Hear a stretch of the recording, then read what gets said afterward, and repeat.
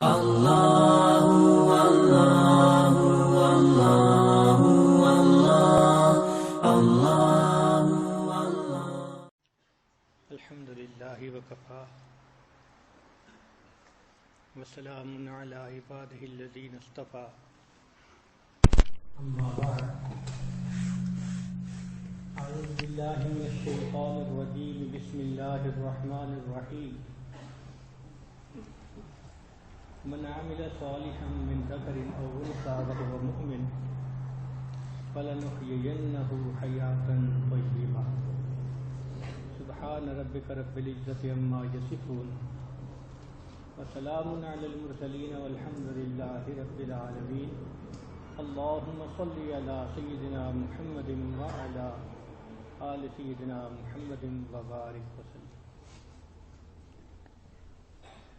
اللہ رب العزت کی نظر میں بندوں کی تقسیم دو طرح کے ہیں، ایک ماننے والے، دوسرے نہ ماننے والے۔ هو الذی خلقکم فمنکم مؤمن فمنکم کافر ومنکم مؤمن۔ وہ ذات جس نے تمہیں پیدا کی، تم میں سے کچھ کافر ہیں اور کچھ مومن ہیں۔ یہ بہت کھلی اور دھلی تقسیم ہے، واضح تقسیم ہے۔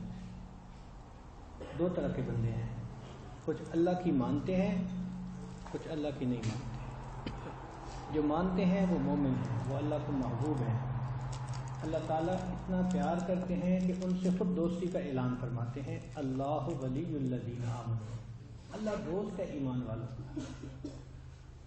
اگر ایک چھوٹے سے ملازم کے ساتھ بادشاہ اپنے تعلق کا اظہار کرے تو اس میں اس ملازم کی بڑی عظمت عزت ہے، کیونکہ چھوٹے تو کہتے ہی رہتے ہیں میں بادشاہ کو جانتا ہوں، وزیر کو جانتا ہوں، امیر کو جانتا ہوں، لیکن وزیر امیر کسی چھوٹے کے ساتھ محبت کا اظہار کرے، یہ حیرانی والی بات ہے۔ اللہ رب العزت جو کائنات کے مالک اور خالق ہیں، وہ فرماتے ہیں کہ اللہ ولی الذین آمنوا، اللہ دوست ہیں ایمان والوں۔ اس سے اندازہ لگائیے کہ اللہ تعالیٰ کو بندوں سے کتنی محبت ہے جو ایمان والے ہوتے ہیں۔ جس طرح ایمان والوں سے اللہ کو محبت ہے، کفر اور کافری سے اللہ رب العزت کو عداوت ہے، دشمن ہے۔ شیطان اللہ کا دشمن ہے، اور کفر اور کافری سے بھی اللہ رب العزت کو عداوت ہے۔ اب ہمیں اپنی زندگی کا جائزہ لینا ہے کہ ہم کس ڈھب پہ گزار رہے ہیں۔ اگر ہم ارد گرد نظر دوڑائیں تو ہمیں چار طرح کی زندگیاں نظر آتی ہیں۔ پہلی زندگی ہے خالق کی زندگی۔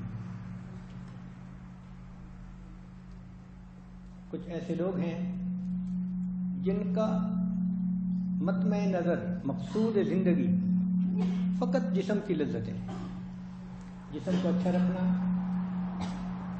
جسم کی صحت کا خیال رکھنا، اچھے کھانے سے، پینے سے اور ازدواجی زندگی سے اس کو لطف اندوز کرنا، یہ ان کی زندگی کا مقصد بنتا ہے۔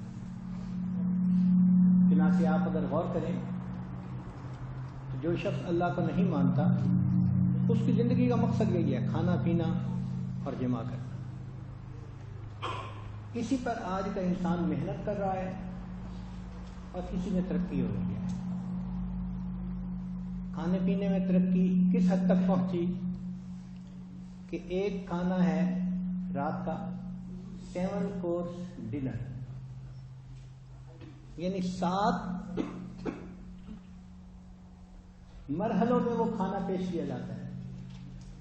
پہلے سیلڈ آتا ہے، پھر اس کے بعد سوپ آتا ہے، پھر اس کے بعد ایپیٹائزر آتا ہے، پھر اس کے بعد فلاں چیز آتی ہے، پھر مین کورس آتا ہے، پھر اس کے بعد آخر پہ سویٹ ڈش آتی ہے، پھر چائے آتی ہے۔ 7 کورس ڈنر بن گیا۔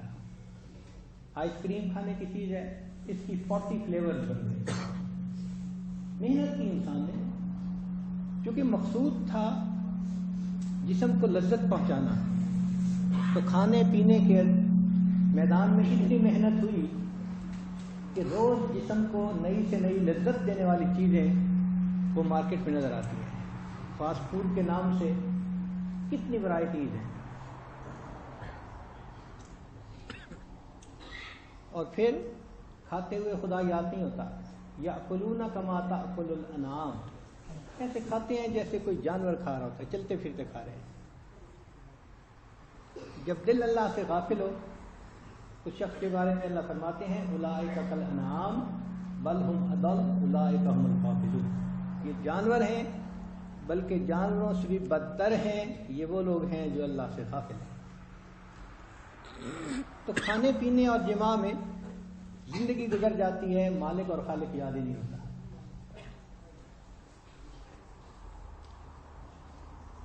رشتے ہوتے ہیں، لڑکی والے جمال دیکھتے ہیں، یعنی لڑکے والے جمال دیکھتے ہیں اور لڑکی والے مال دیکھتے ہیں. لڑکا کماتا اچھا ہے، بزنس اچھا ہے، جیسی شکل جیسی پرسنالٹی انسانیت ہے یا نہیں، رشتہ قبول کر لیتے ہیں. اور لڑکے والے بھی اسی طرح فقط جمال دیکھتے ہیں. لڑکی خوبصورت ہو، چاہے اس کے اندر عقل کی رتی نہ ہو، رشتہ قبول. اس کی وجہ کیا کہ مقصد زندگی جو لذت بن گئی، تو خوبصورت چہروں کو دیکھ کے دل خوش ہوتا ہے. تو کھانا پینا اور جماع یہ مقصد زندگی بن گئی. اور پھر اپنے آپ کو مزین کرنے کی ایک ایسی دوڑ چل پڑی ہے، بیوٹی پارلر بن گئے. اگر آپ کبھی شیمپو کے سیکشن میں جائیں تو درجنوں کے حساب سے شیمپو. حیران ہوتے ہیں کہ یا اللہ اتنے شیمپو. بال نرم کیسے ہوتے ہیں، بال لمبے کیسے ہوتے ہیں، بال زیادہ دیر کالے کیسے رہ سکتے ہیں، بالوں میں شائننگ کیسی آ سکتی ہے، بال گھنے کیسے ہو سکتے ہیں. ایک بال ہے، اس بال کے اوپر اتنی محنت ہوئی، ہر ایک کا الگ الگ شیمپو ہے.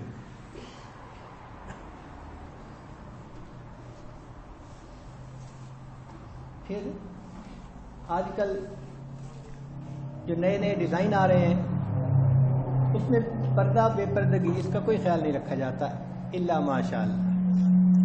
خوبصورت لگنا چاہیے. حدیث پاک میں جیسے نبی اسلام نے فرمایا ربا کاسیات عاریات، کہ قرب قیامت میں ایسا وقت آئے گا کہ عورتوں نے کپڑے پہنے ہوئے ہوں گے مگر ایسے لگیں گی جیسے کہ ننگی ہیں. اس لیے کہ جسم کا ہر عضو واضح نظر آئے گا، تو وہ ایسا ہی ہے جیسے کہ ننگی عورت ہے. اور آج کل کے لباس ایسے ہی ہیں، زیادہ سے زیادہ ٹائٹ لباس تاکہ جسم کے اعضاء اور ذرا واضح ہو جائیں. ایسے پجامے، ایسی شرٹیں اعضاء کو واضح کر دیں.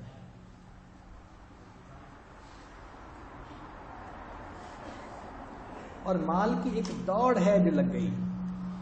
ہر بندہ یہ سوچتا ہے کہ یہ لذتیں میں تب حاصل کر سکوں گا جب میرے پاس مال زیادہ ہوگا. چنانچہ بائی ہک اور بائی کروک مال کمانے میں لگا ہوا ہے.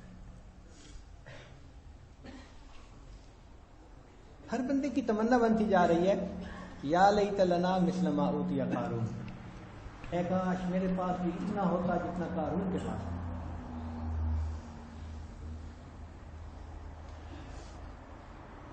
یہ غفلت ہی کا نتیجہ ہے کہ انسان فقط اس دنیا کے اوپر محنت کرتا ہے اور آخرت کو بھول جاتا ہے. اللہ تعالیٰ فرماتے ہیں زُيِّنَ لِلَّذِينَ كَفَرُوا الْحَيَاةُ الدُّنْيَا، کافروں کے لیے دنیا کی زندگی کو مزین کر دیا گیا. الَّذِينَ يَسْتَحِبُّونَ الْحَيَاةَ الدُّنْيَا عَلَى الْآخِرَةِ، یہ وہ لوگ ہیں جو دنیا کی زندگی کو آخرت پر ترجیح دیتے ہیں، پسند کرتے ہیں.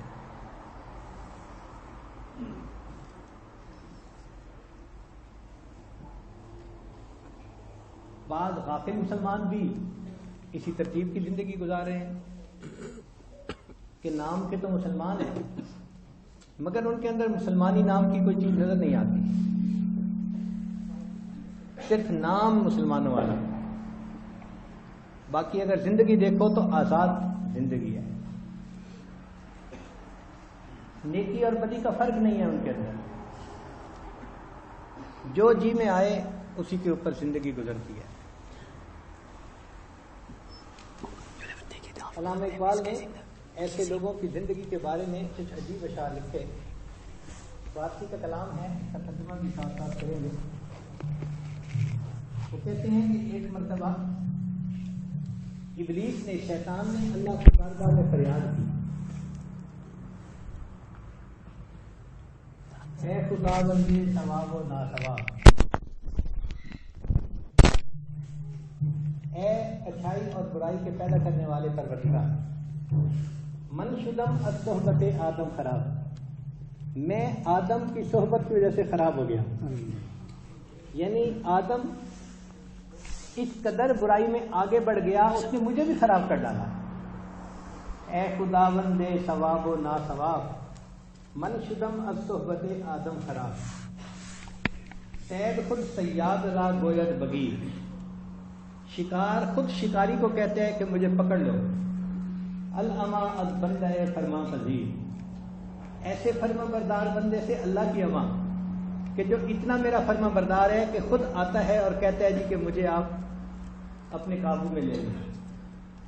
فطرت او خام عزم او ضعیف، اس کی فطرت خام ہے اور اس کا ارادہ وہ کمزور ہے.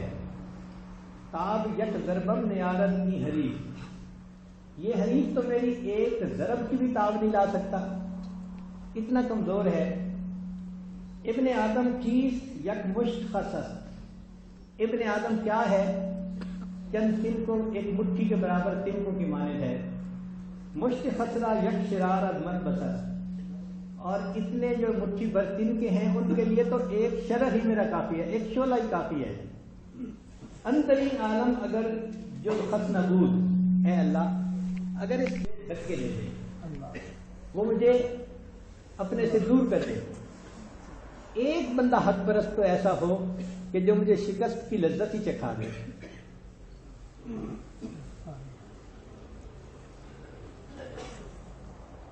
ایک زندگی کا انداز یہ ہے. ایک دوسری زندگی ہے، اس کو کہتے ہیں قلب کی زندگی. اس میں انسان کلمہ تو پڑھتا ہے، لیکن کلمہ پڑھنے کے علاوہ اس کی زندگی میں اعمال نہیں ہوتے، اس کا نفس امارہ ہوتا ہے. امارہ کا کیا مطلب؟ کہ وہ گناہ کرتا ہے اور اس کو خوشی مناتا ہے. گناہ کر کے لوگوں کو بتاتا ہے، سٹوریاں سناتا ہے، ایسے میں نے دھوکہ دیا، ایسے میں نے یہ کیا، ایسے میں نے وہ کیا. اپنے سیاہ کارنامے مجلس میں بیٹھ کے بتاتا ہے اور اس کو اپنی خوبی سمجھتا ہے. کہنے کو مسلمان ہے مگر کام کا یہ شیطان ہے، اس لیے کہ اس کا نفس امارہ ہے، یہ نفس کا پجاری ہے. چند ظاہری پابندیوں پر عمل کر لیتا ہے. مثال کے طور پہ شادی کرنی ہے تو نکاح کر لیا، مگر نکاح کے علاوہ دنیا جہان کی خرافات اس میں شامل ہوں گی. کوئی مرا تو اس کا جنازہ پڑھ لیا. اس کے علاوہ نہ نمازوں کی پرواہ، نہ تلاوت، نہ کچھ اور معاملہ. تو اس سے پتہ چلتا ہے کہ یہ منمانی کی زندگی گزارنے والا انسان ہے.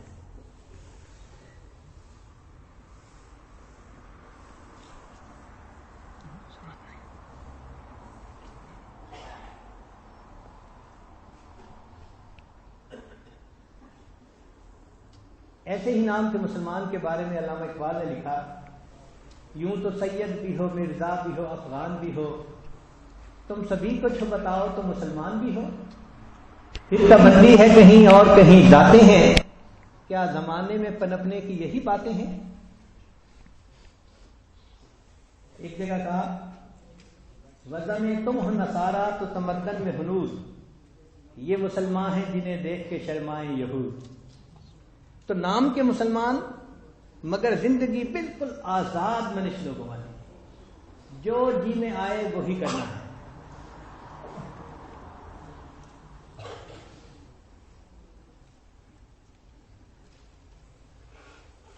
چنانچہ اگر نماز بھی پڑھتے ہیں تو دل میں اللہ کی محبت کا جذبہ نہیں ہوتا. حقیقت خرافات میں کھو گئی، یہ امت روایات میں کھو گئی، لبھاتا ہے دل کو بیان خطیب مگر لذت شوق سے بے نصیب. وہ صوفی کے تھا خدمت حق میں مرد محبت میں یکتا امانت میں فرد.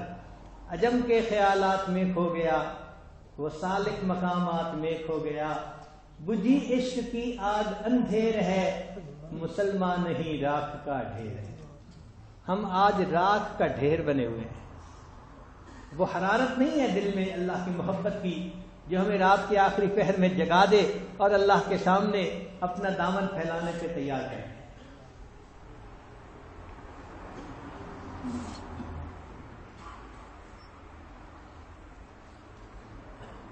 کس قدر تم پہ گراں صبح کی بیداری ہے ہم سے کب پیار ہے ہاں نیند تمہیں پیاری.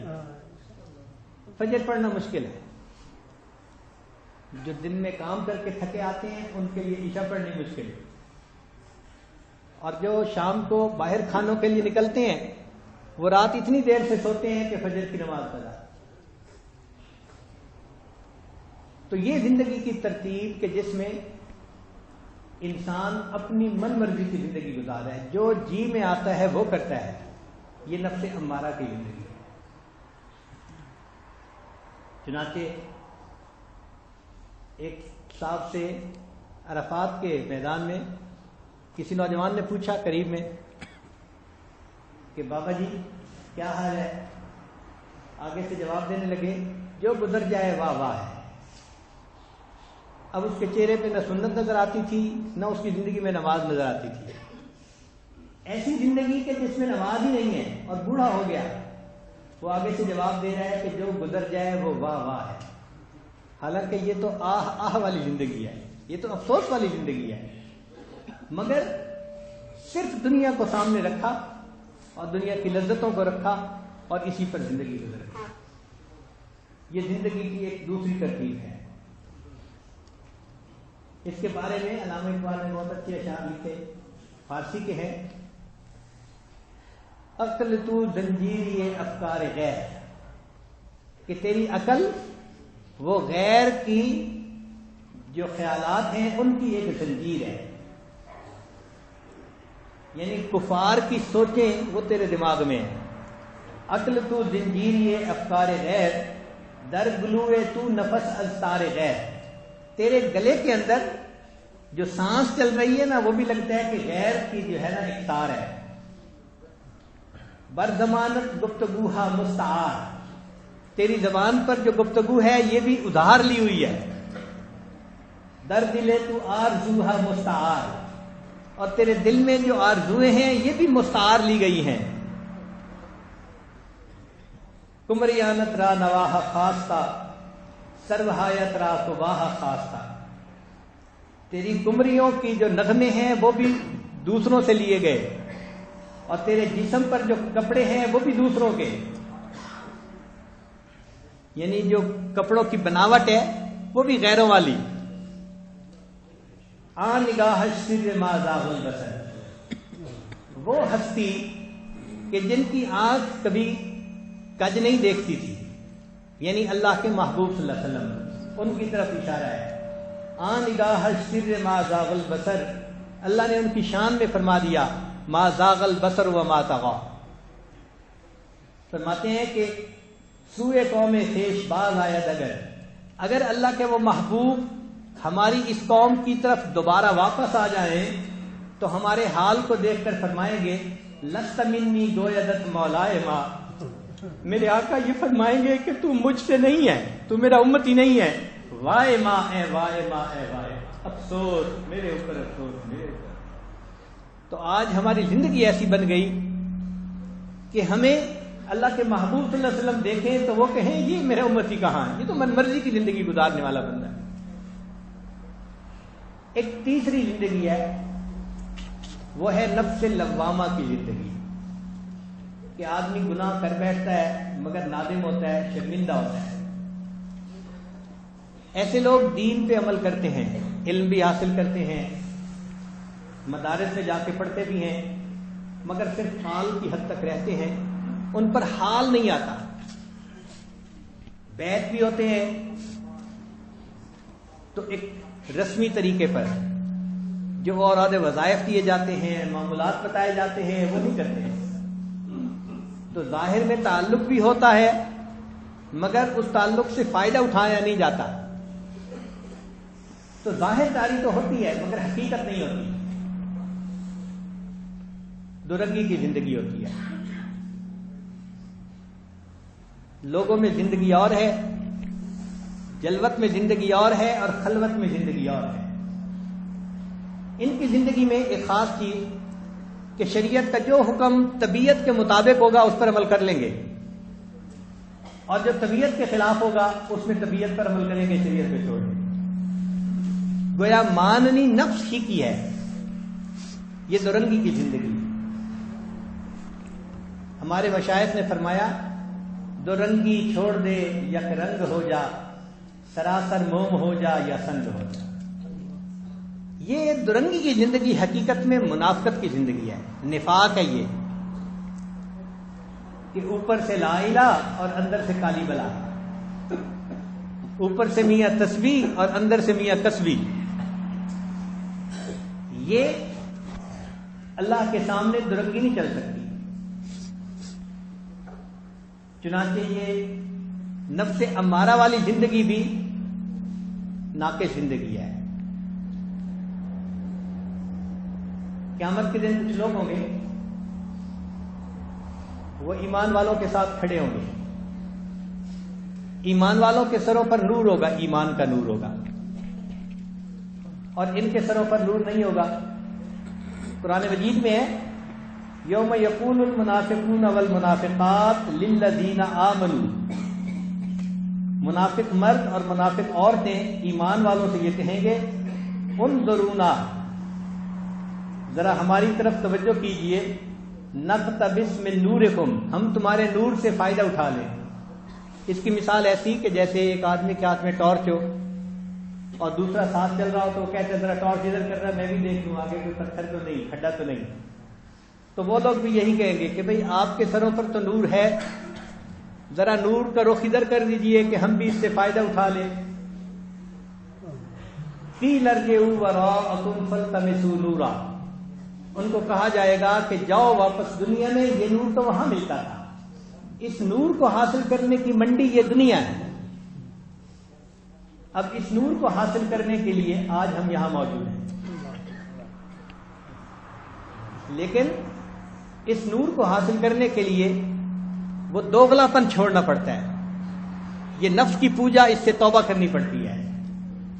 جب تک دورنگی رہے گی نور نہیں آئے گا، نفس آڑ بن جاتا ہے۔ جیسے آپ کے سامنے روشنی ہو لیکن کوئی بندہ درمیان میں آ کے کھڑا ہو جائے تو آپ پڑھ نہیں سکتے، آپ کہتے ہیں ذرا آپ ایک طرف ہٹیں، سایہ ہے مجھے پڑھائی نہیں۔ اسی طرح یہ نفس بھی آڑ بن جاتا ہے بندے اور ایمان کے درمیان، تو ایمان کی روشنی اس کو نہیں فائدہ دے پاتی۔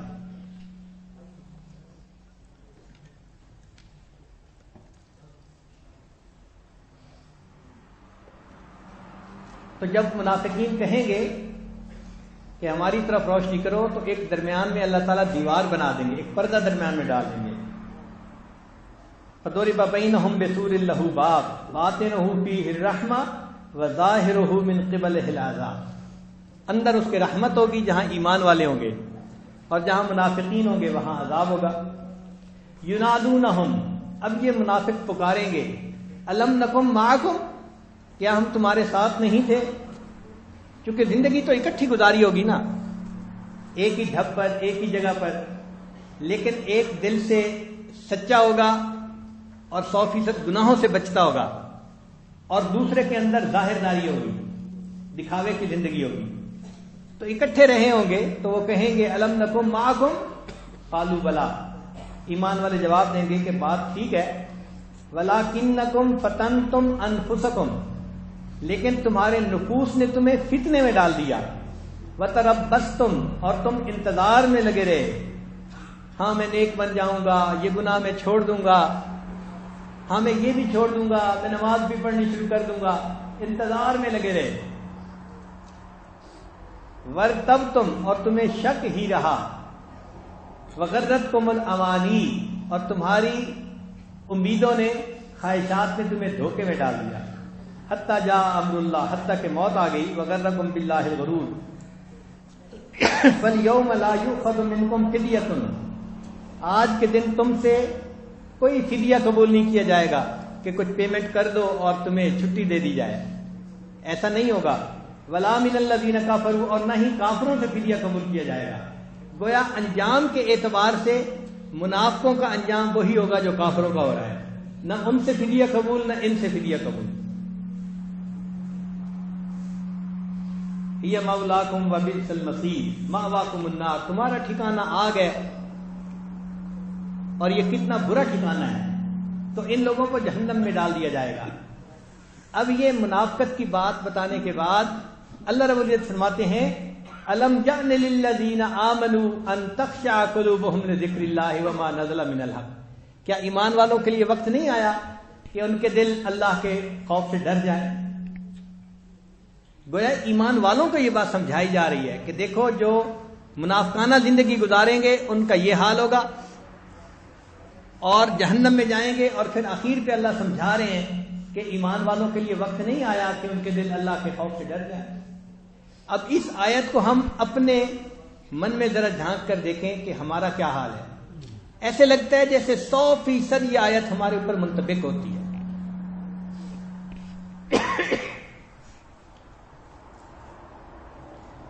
آگے فرمایا ولا یکونوا کالذین اوتوا الکتاب من قبل، اور یہ ایمان والے اپنے سے پہلے اہل کتاب کی مانند نہ بنے. فطال علیہم الامد، ان پر ایک طویل مدت غفلت کی گزر گئی. فقست قلوبہم، ان کے دلوں کو سخت کر دیا گیا. تو اگر ہم ایک لمبی مدت اللہ سے غافل رہیں گے تو اللہ تعالیٰ دلوں کو سخت کر دیں گے، دل کو تالا لگا دیں گے. اسی تالے کو کھلوانے کے لیے اور دلوں کی سختی کو دور کرنے کے لیے ہم سفر کر کے یہاں بیٹھے ہیں. آج کی ہماری یہ محفل ہمیں ایک فیصلہ کرنا ہے کہ کب تک ہم یہ منافقانہ زندگی گزاریں گے، دورنگی کی زندگی گزاریں گے. کب وہ وقت آئے گا ہم اس آیت پر عمل کریں گے جو رب کریم نے فرمایا الم یأن للذین آمنوا، کیا ایمان والوں کے لیے وقت نہیں آیا؟ تو آج ہم اپنے آپ کو مخاطب کر کے دیکھیں کہ کیا ہمارے لیے وقت نہیں آیا کہ ہم سچی توبہ کر کے صاف ستھری پاکیزہ زندگی گزارنے والے بن جائیں. اور یہ ذہن میں رکھیے آج گناہوں سے ہم بچتے ہیں کہ کسی کو پتہ نہ چلے. پتہ چل گیا لوگ کیا کہیں گے. اللہ کے لیے گناہوں سے بچنا یہ بہت کم ہے اور اسی کا نام منافقت ہے. چنانچہ جو بندہ اپنی من مرضی کی زندگی گزارنے والا ہو وہ نفس کا پجاری ہوتا ہے. زن پرستی، زر پرستی، شہوت پرستی، یہ سب کی سب بت پرستی کی اقسام ہے. خدا پرستی کوئی اور چیز ہے.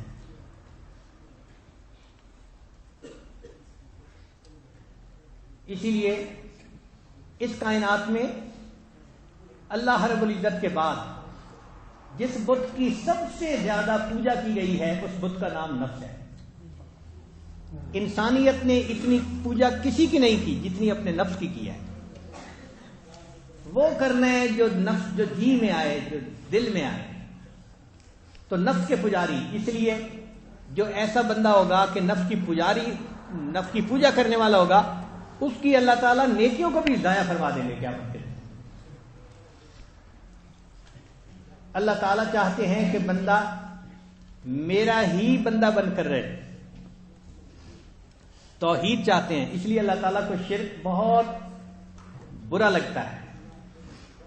فرمایا ان اللہ لا یغفر ان یشرک بہ ویغفر ما دون ذلک لمن یشاء، کہ اللہ تعالیٰ شرک کو تو معاف نہیں کریں گے، اس کے علاوہ کوئی گناہ تم کر کے آؤ گے تو اللہ تعالیٰ چاہیں گے تو معاف فرما دیں گے. حسن بصری رحمۃ اللہ علیہ فرمایا کرتے تھے محفل میں، ہم نے توحید ایک دھوبن سے سیکھی. ہم نے توحید ایک دھوبن سے سیکھی. تو کسی نے پوچھا کہ حضرت کیسے؟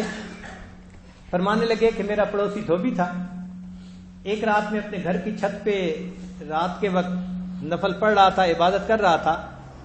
تو میں نے محسوس کیا کہ ہمسائے میں میاں بیوی کے درمیان کچھ بحث مباحثہ ہو رہا ہے، تلخ کلامی ہو رہی ہے. تو میں نے ذرا غور سے سنا تو معاملہ یہ تھا کہ وہ دھوبی دوسری شادی کرنا چاہتا تھا، تو بیوی اس سے جھگڑا کر رہی تھی اور کہہ رہی تھی کہ دیکھ، تیرے گھر میں نے غربت برداشت کی، جو کپڑے دیے میں نے وہی پہنے، جو تم نے کھلایا میں نے وہی کھایا، ہر قسم کی تنگی ترشی برداشت کی، ہر قسم کی مصیبت میں نے تمہارا ساتھ دیا، اور میں تمہاری خاطر اور بھی اس قسم کی پریشانیاں برداشت کر سکتی ہوں، لیکن اگر تم مجھے یہ کہو کہ کسی اور سے شادی کرنی ہے، مجھ سے یہ برداشت نہیں ہوتا، پھر میں یہاں نہیں رہوں گی، میں چلی جاؤں گی۔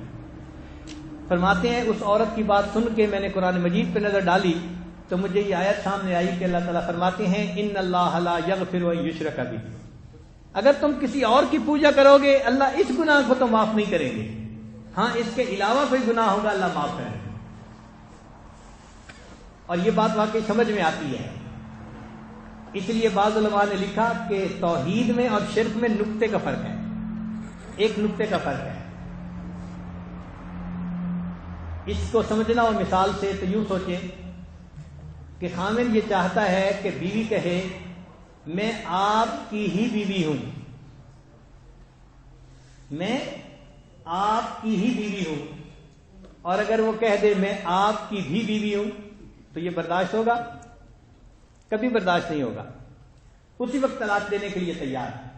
تو جس طرح خامن کے اندر غیرت ہے، وہ برداشت نہیں کرتا کہ بیوی مجھے کہے کہ آپ کی بھی بیوی ہوں، وہ کہے گا یہ نقطہ ہٹاؤ، آپ ہی کی بیوی ہوں۔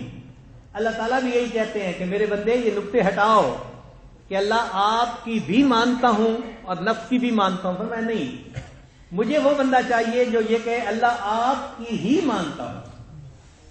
تو آج کی اس محفل میں ہمیں اس بات پہ غور کرنا ہے کہ ہم اپنی زندگی کی ترتیب کو آج بدلیں گے اور اللہ کی بھی ماننا اس سے نکل کر اللہ کی ہی ماننا اس زندگی کو اپنائیں گے۔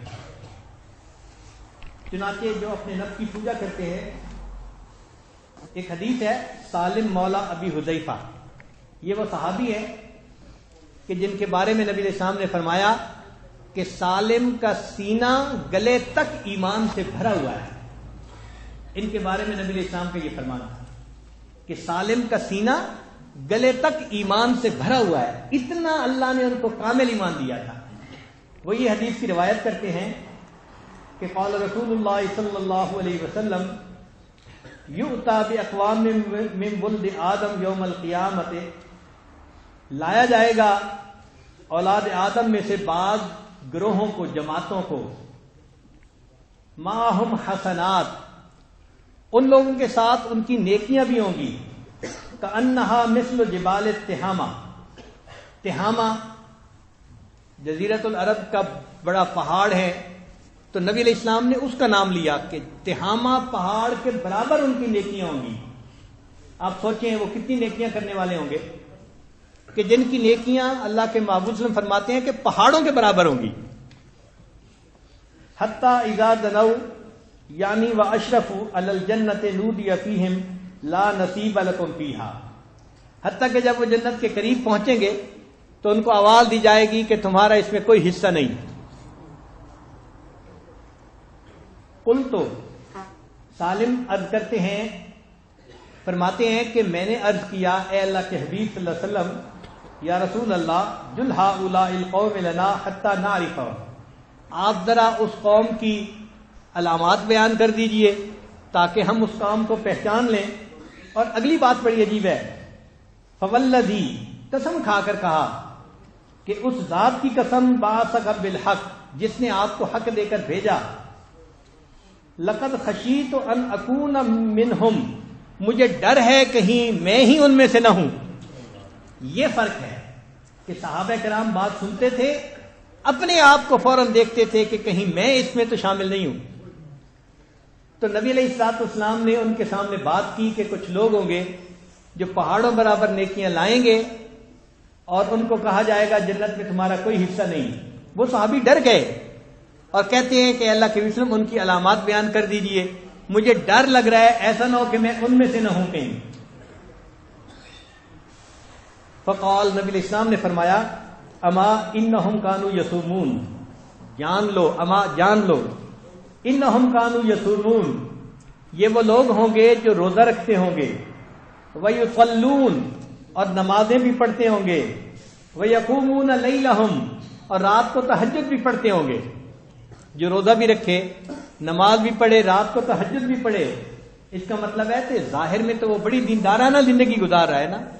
تو گویا یہ بات اسی طبقے کی ہو رہی ہے جو دیندار طبقہ آج کل کہلاتا ہے، چاہے مدارس میں ہیں، چاہے خانقاہوں میں ہیں، چاہے دین کی محنت کے راستے میں نکلنے والے ہیں، جن کو عام لوگ سمجھتے ہیں کہ جی یہ دین کی محنت کرنے والے لوگ ہیں۔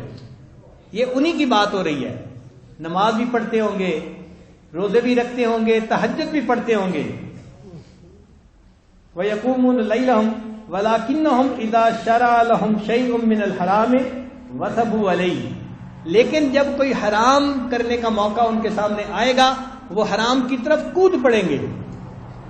ان کی یہ بات ہو، یہ علامت ہے ان کی۔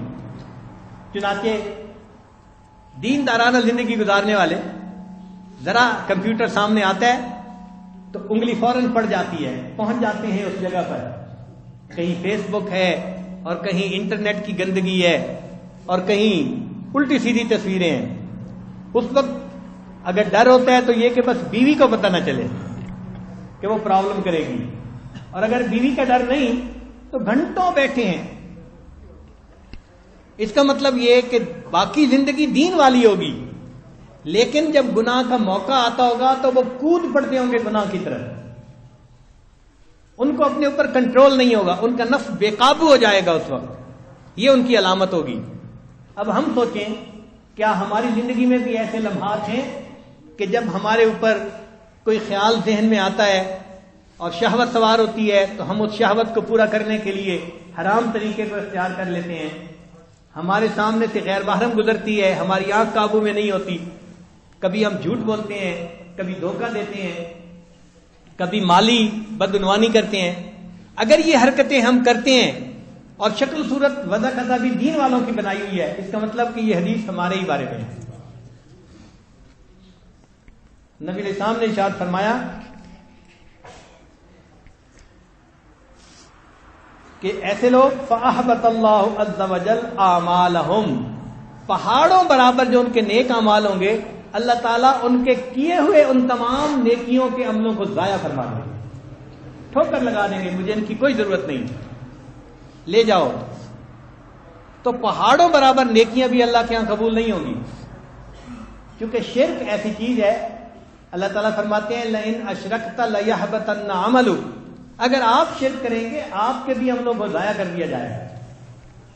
تو یہ نفس کی پوجا اللہ کے ساتھ شرک ہے، اور اگر ہم اس کے مرتکب ہوتے ہیں تو ہماری نیکیاں اللہ کے ہاں بے وزن ہیں، کوئی حقیقت نہیں۔ تو یہ تو بہت خطرے والی بات ہے نا۔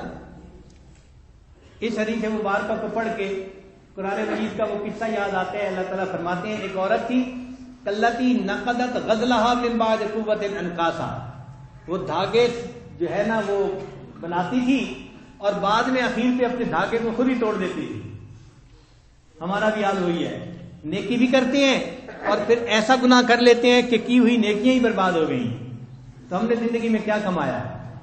اللہ تعالیٰ چاہتے ہیں کہ میرے بندے تم ٹرانسپیرنٹ زندگی گزارو، پاکیزہ زندگی گزارو، جو من میں ہو وہی ظاہر ہو، کھوٹ تمہارے اندر مجھے اچھا نہیں لگتا۔ تو مومن کھوٹا نہیں ہوتا، کھڑا ہوتا ہے۔ ہمیں صرف تسبیح نہیں پڑھنی کہ بیٹھ کے تسبیح کے عدد پورے کر رہے ہیں اور لوگوں کی نظر میں بڑے نیک بنے ہوئے ہیں، نہیں، ہمارا معاملہ اللہ کے ساتھ ہے اور اللہ تعالیٰ دلوں کے بھید جانتے ہیں۔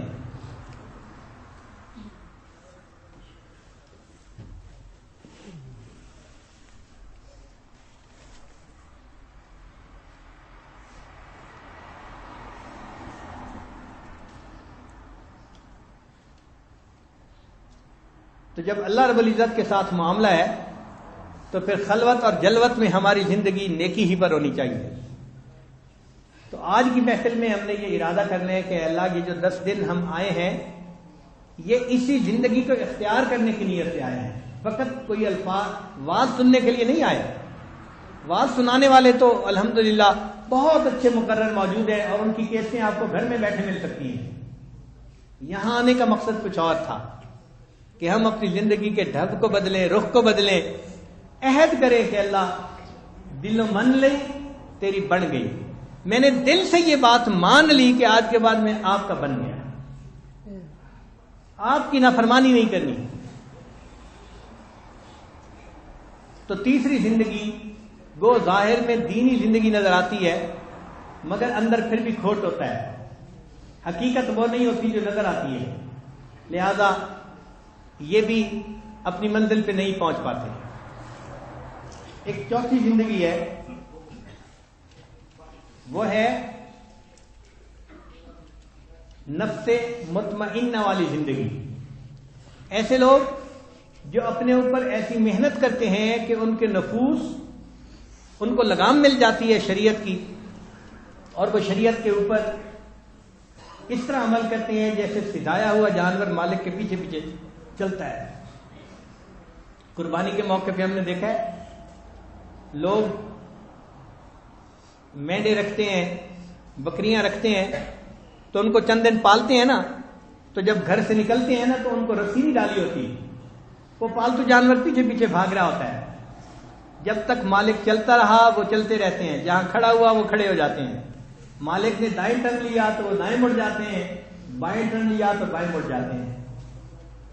اس کو ہماری زبان میں کہتے ہیں راکھواں لیلا۔ تو سچی بات تو یہ ہے کہ مومن شریعت کے معاملے میں راکھواں لیلا ہوتا ہے۔ جیسے اونٹ ہوتا ہے نا سدایا ہوا، اس لیے تو قرآن مجید میں فرمایا کہ کیا افلا ينظرون الى الابل کیف خلقت، کیا یہ نہیں دیکھتے کہ اونٹ کو کیسے پیدا کیا گیا؟ اونٹ کی قد و قامت کو دیکھیں، طاقت کو دیکھیں۔ ایک 3 سال کے بچے کے ہاتھ میں اس کی مہار پکڑا دینا تو اونٹ اس کے پیچھے پیچھے چلنا شروع کر دے گا، حالانکہ طاقت اتنی ہے کہ اگر 1 لات مارے تو جوان آدمی کی موت آ جائے، اتنی طاقت ہوتی ہے۔ لیکن چونکہ وہ مالک کا فرما بردار ہوتا ہے، اس لیے 3 سال کے بچے کے پیچھے چلنا شروع کر دیتا ہے، جہاں بٹھاؤ بیٹھ جاتا ہے، کھڑا کرو کھڑا ہو جاتا ہے، جتنا بوجھ ڈال دو اتنا بوجھ اٹھا لیتا ہے۔ تو اگر ایک جانور اپنے مالک کا اتنا وفادار ہو سکتا ہے، کیا ہم انسان ہو کر اللہ رب العزت کے فرما بردار نہیں ہو سکتے؟ تو یہ جو چوتھی زندگی ہے یہ ہے نفس مطمئنہ والی زندگی، ایسا نفس جس کو شریعت کی لگام پڑ گئی اور اب وہ شریعت کے اوپر بندہ بے ساختگی کے ساتھ عمل کرتا ہے، ایسے جیسے سدایا ہوا جانور چل رہا ہوتا ہے مالک کے پیچھے، یہ بندہ شریعت کے پیچھے اس طرح چل رہا ہوتا ہے۔ یہ ہے اصل زندگی، اس کو کہتے ہیں مقام احسان کی زندگی۔ حدیث جبرائیل میں جیسے فرمایا انت اعبد اللہ کانک تراہ فإن لم تکن تراہ فإنہ یراک۔ یہ وہ لوگ ہیں جن کے ایمان مضبوط ہوتے ہیں، اور اس مضبوط ایمان کی وجہ سے وہ پھر گناہ کے قریب بھی نہیں جاتے، ان کا مضبوط ایمان ان کو گناہوں سے بچا لیتا ہے۔ صحابہ رضی اللہ عنہم کے اندر یہ ایمان بہت مضبوط تھا۔ علماء نے لکھا ہے وَيُقَالُ الْإِيمَانُ كَسَفِينَةِ نوح، ایمان نوح علیہ السلام کی کشتی کی مانند ہے، من رکبها نجا، جو اس پر سوار ہو گیا وہ نجات پا گیا، ومن تخلف عنها ہلاکا، اور جو پیچھے رہ گیا وہ ہلاک ہو گیا۔ اور یہ بھی فرمایا گیا الایمان کا خاتم سلیمان، کہ ایمان سلیمان علیہ السلام کی انگوٹھی کی مثال ہے۔ العزت مع وجود ہی، اس کے وجود کے ساتھ عزت تھی، والذل مع فقد ہی، اور اس کے نہ ہونے کے ساتھ ذلت تھی۔ تو ایمان ہے تو عزت ہے، ایمان نہیں تو ذلت ہے۔ اور یہ بھی فرمایا گیا الایمان کا عصا موسیٰ، کہ ایمان کی مثال موسیٰ علیہ السلام کے عصا کی مانند ہے۔ تلقف عصی السحرۃ، انہوں نے جو رسیاں پھینکی تھی نا تو موسیٰ علیہ السلام کے عصا نے اژدہا بن کے ان رسیوں کو کھا لیا تھا، حبالہم وعصیہم، ان کو کھا لیا تھا۔ ایمان بھی اسی طرح ہے، وَكَذَلِكَ الْإِيمَانُ تَمْحَقُ عِندَهُ الشُّبْهَاتِ، کہ جب ایمان مضبوط ہوتا ہے تو سب شبہات ختم ہو جاتے ہیں. اللہ تعالیٰ دل میں شرح صدر عطا فرماتے ہیں. اور یہ بھی فرمایا الایمان کالماء الطہور، ایمان پاکیزہ پانی کی طرح ہے.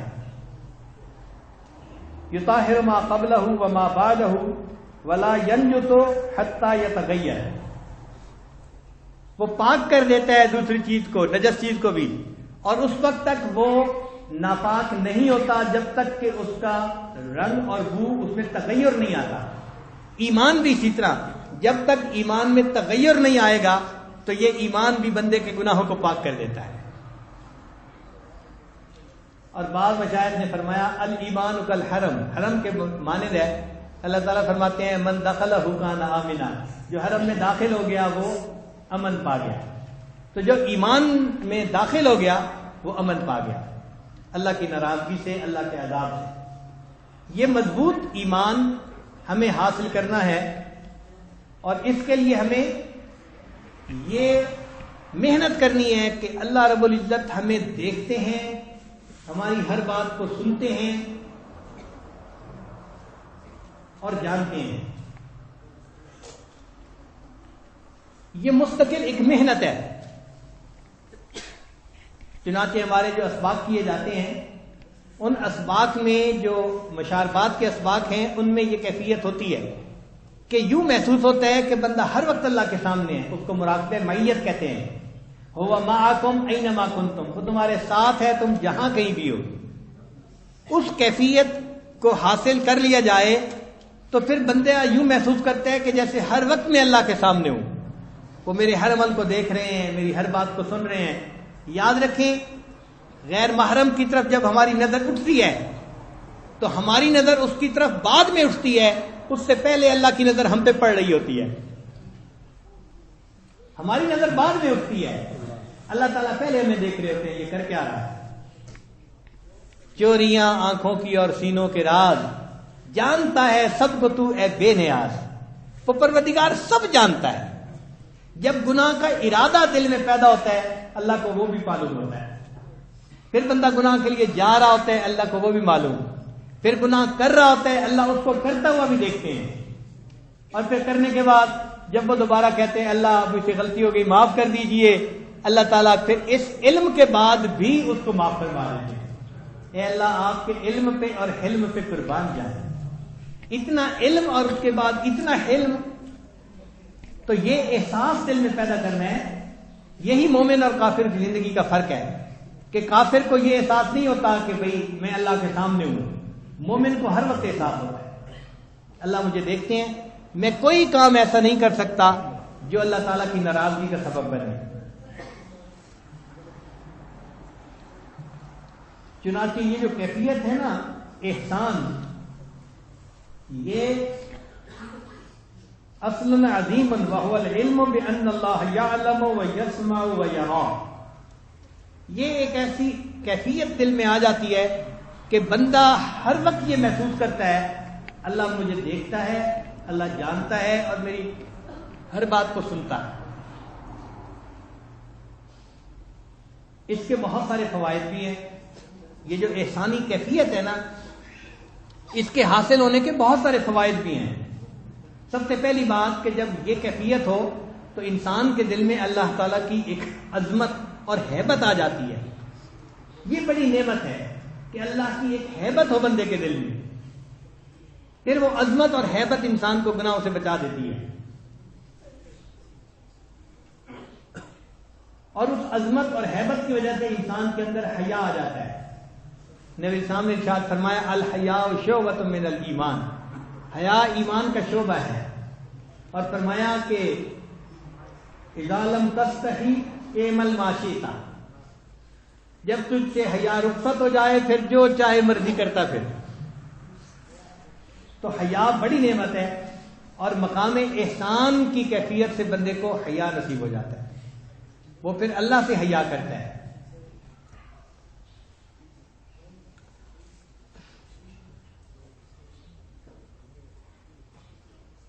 اور دوسرا اس کا جو من ثمرات ہی، دوسرا اس کا جو ہے وہ نتیجہ یہ نکلتا ہے تحقیق علم البلوى والاکتفاء بعلم اللہ تعالی عن الشکوى، کہ انسان کو دین کے کام میں جو بھی مشکلات پیش آتی ہیں وہ مخلوق سے ان کا شکوہ نہیں کرتا، وہ بس اللہ کے لیے اس تکلیف کو برداشت کرتا ہے اور سمجھتا ہے کہ اللہ کو معلوم ہے۔ لہذا دین کے کاموں میں جو مشقتیں آتی ہیں اس پر اس کے لیے صبر آسان ہوتا ہے۔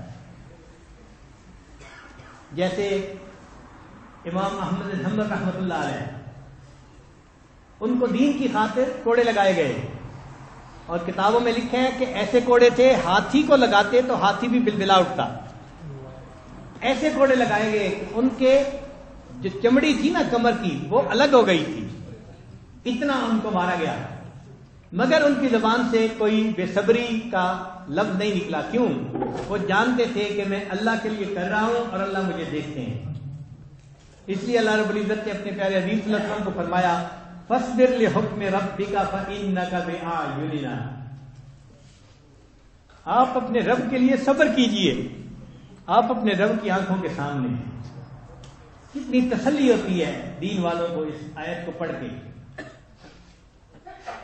اللہ رب العزت فرماتے ہیں کہ آپ اللہ کے لیے صبر کیجئے، آپ اللہ کے سامنے ہیں، اللہ آپ کو دیکھ رہے ہیں۔ فإنک بأعیننا، سبحان اللہ۔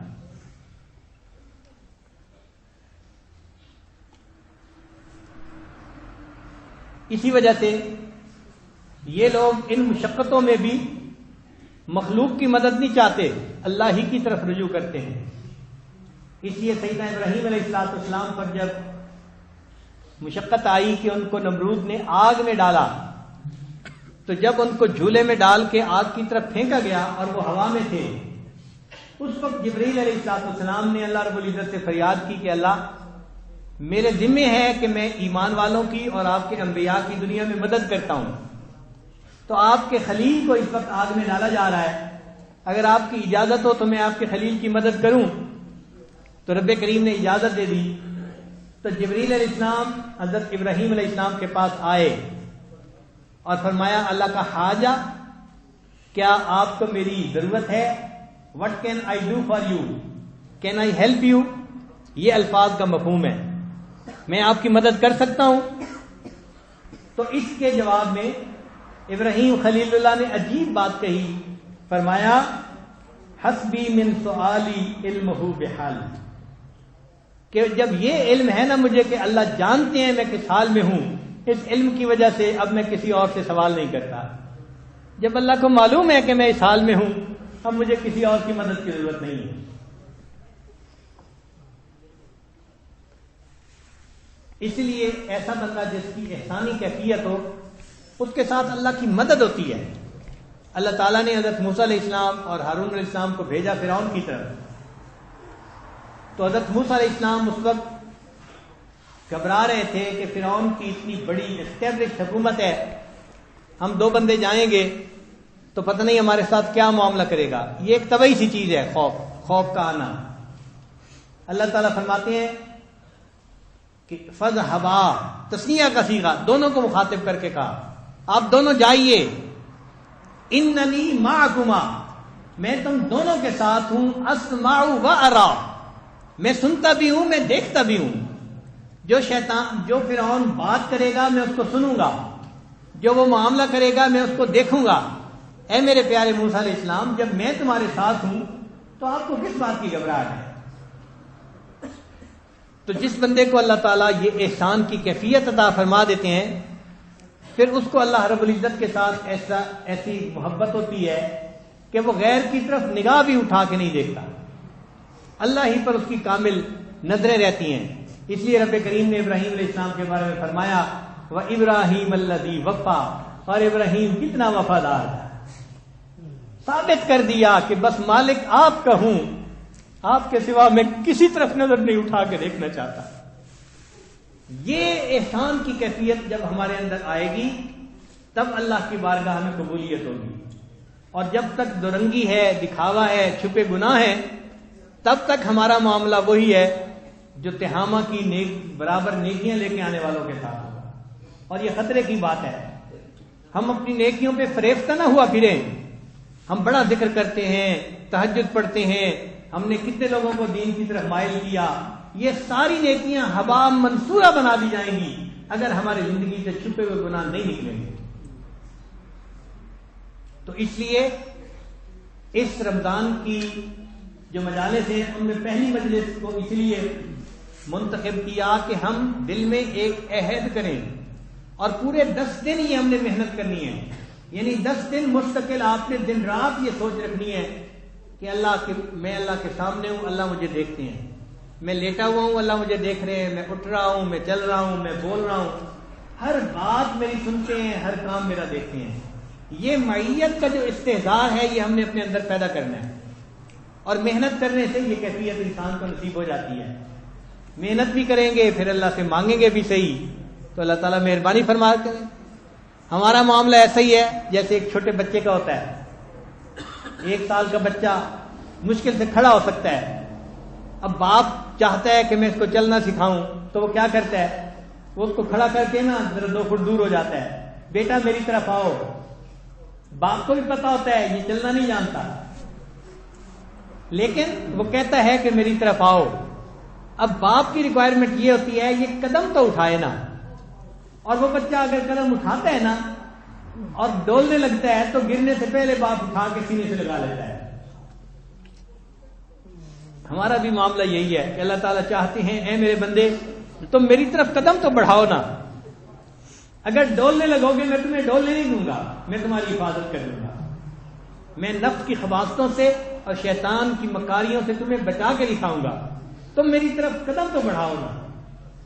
تو ہم اس اعتکاف میں یہ نیت کر کے بیٹھے، وقال انی مہاجر الی ربی، میں اپنے رب کی طرف ہجرت کر رہا ہوں۔ تو ہم گناہوں سے ہجرت کر کے نیکی کی طرف آ جائیں، نفس کی پوجا سے ہجرت کر کے اللہ کی عبادت کی طرف آ جائیں۔ یہ مقام احسان کی کیفیت تب ہمیں حاصل ہوگی۔ اسی لیے سیدنا عمر فاروق عنہ کا ایک قول ہے، مگر کیا خوبصورت بات کہی ہے۔ فرمایا کرتے تھے قال عمر بن الخطاب افضل الذکر ذکر اللہ انما حرم اللہ، کہ افضل ذکر وہ ہے کہ جب انسان کے سامنے کوئی گناہ کا موقع پیش آئے اس وقت اسے خدا یاد آ جائے۔ جس کو اس وقت خدا یاد آ گیا یہ ذاکر ہے، تسبیح پھیرنے والا ذاکر نہیں ہے۔ ذاکر وہ ہے جو گناہ کے موقع پہ رب کو یاد رکھے۔ ہمیں گناہ کے موقع پہ کون یاد آتا ہے؟ تبھی تو ہم گناہ کا ارتکاب کر لیتے ہیں۔ تو اس لیے اس کیفیت کو پانے کے لیے ہمیں سیریس ہو کے محنت کرنی ہے۔ یہ ہماری زندگی کا مسئلہ ہے۔ سالوں کی عبادتیں ضائع کر دی جائیں گی اگر انسان نفس کی پوجا کرتا ہو۔ ہمیں اس خفی شرک سے نکلنا ہے۔ ایک ہوتا ہے شرک جلی کہ انسان درختوں کو سجدہ کرے، بتوں کو سجدہ کرے، یہ شرک جلی کہلاتا ہے۔ ایک ہوتا ہے شرک خفی کہ انسان اپنے نفس کے سامنے جھک جائے، نفس کی چاہت آئی اور انسان نے گناہ کے لیے قدم اٹھا دیا۔ اس شرک خفی سے بچنے کی ضرورت ہے۔ اس لیے نبی علیہ السلام نے فرمایا مجھے اپنی امت پر سب سے زیادہ جو ڈر ہے وہ چھپے ہوئے شرک کا ڈر ہے کہ یہ اپنے نفس کی پوجا کریں گے۔ اور واقعی آج ہم ایسے ماحول میں زندگی گزار رہے ہیں کہ ہماری زندگیوں میں چھپے گناہ ہیں۔ ان سے سچی توبہ کرنے کے لیے ہم یہاں پر اکٹھے ہوئے ہیں۔ اللہ رب العزت ہمیں سچی توبہ کی توفیق عطا فرمائے اور ہمیں اللہ تعالیٰ ایسی اپنی ہیبت عطا فرما دے، خشیت عطا فرما دے کہ ہم گناہوں سے بچ جائیں۔ چنانچہ کتابوں میں ان بزرگوں کے واقعات بھی لکھے ہیں کہ جن کے سامنے گناہ کی دعوت پیش آئی اور اس وقت ان کو رب یاد رہا، خدا یاد رہا۔ مرہ منصور ابن عمار فوجد شابا یحدث امرأة، منصور ابن عمار ایک بزرگ تھے، وہ جا رہے تھے، انہوں نے ایک نوجوان کو دیکھا کہ کسی عورت کے ساتھ باتیں کر رہا ہے۔ فانصرف الشاب وتقدم منصورا الى المرأة، ان کو دیکھ کے وہ نوجوان تو کھسک گیا تو منصور اس عورت کے قریب گئے، وکلمہا، اور اس سے جا کے انہوں نے بات کی اور یہ کہا ان تذهب معه الى بیتہ، کہ بھئی تم میرے ساتھ میرے گھر میں آ جاؤ. فمشت خلفہ الى ان دخل منزلہ، وہ پیچھے پیچھے چلی اور ان کے گھر میں آ گئی. فقعدت، پھر انہوں نے اس کو بٹھا دیا اور خود نماز پڑھنے میں لگ گئے، اور نماز بھی لمبی پڑھی. جب لمبی نماز پڑھی فطول علیہا فلما سلم، جب سلام پھیرا قالت لہو، وہ عورت کہنے لگی یا ھذا طولت علیہ، تو نے اتنی لمبی نماز پڑھی اور مجھے اتنا انتظار کروایا. قال لہا، انہوں نے اس کو پھر کہا ما تقولین فی رجل علیہ حق باربعۃ شہود والحاکم یعلم بہ، کہ تم اس شخص کے بارے میں، اس ملزم کے بارے میں کیا کہتی ہو جس کو 4 گواہ بھی دیکھ رہے ہیں اور جو جج ہے وہ بھی اس کو دیکھ رہا ہے. تو بھئی ایسا ملزم جس کے 4 گواہ بھی ہوں اور جج بھی اس کو دیکھے تو اس کو تو یقینی سزا ملے گی. تو جب انہوں نے یہ کہا تو وہ عورت کہنے لگی کیا مطلب؟ وہ کہنے لگے دیکھیں 2 فرشتے تمہارے اور 2 فرشتے میرے، یہ 4 گواہ ہمیں دیکھ رہے ہیں اور اللہ تعالیٰ بھی ہمیں دیکھ رہے ہیں، ہم اس سزا سے کیسے بچ سکیں گے؟ کہتے ہیں کہ اس کا اس عورت کے دل پہ اتنا اثر ہوا کہ وہ عورت اس گناہ کو چھوڑ کے وہاں سے واپس چلی گئی. تو ان لوگوں کے سامنے بھی گناہ کی مواقع پیش ہوتے تھے مگر ان کو اس وقت اللہ یاد رہتا تھا. کان طاؤوس الیمانی، ایک بزرگ تھے طاؤوس یمانی، مکہ میں رہتے تھے، بہت خوبصورت تھے. فراودته امرأة عن نفسه، ایک عورت نے ان کو گناہ کا مطالبہ کیا. فلم یزل حتی اتی بها الى المسجد الحرام، وہ بیت اللہ کی طرف جا رہے تھے، بات بھی کرتے رہے اور چلتے بھی رہے. جب حرم شریف آ گیا تو کہنے لگے اقضی ما تریدین، اچھا جو تم کہہ رہی تھی چلو میں تمہارا مطالبہ پورا کر دیتا ہوں. قالت، کہنے لگی فی ھذا الموضع والناس ینظرون، اس جگہ پر جہاں اتنے لوگ دیکھنے والے ہیں. قال، انہوں نے فرمایا فالحیاء من نظر اللہ احق، اللہ سے حیا کرنا وہ زیادہ حق ہے بنسبت اس کے کہ مرد لوگ دیکھ رہے ہیں. فتابت المرأۃ، اس عورت نے توبہ کر لی. وحسنت توبتها، اور اس کی توبہ بہت اچھی تھی. تو عورتیں گناہ کے لیے کہتی تھیں اور ان لوگوں کو اس وقت بھی اللہ یاد ہوتا تھا.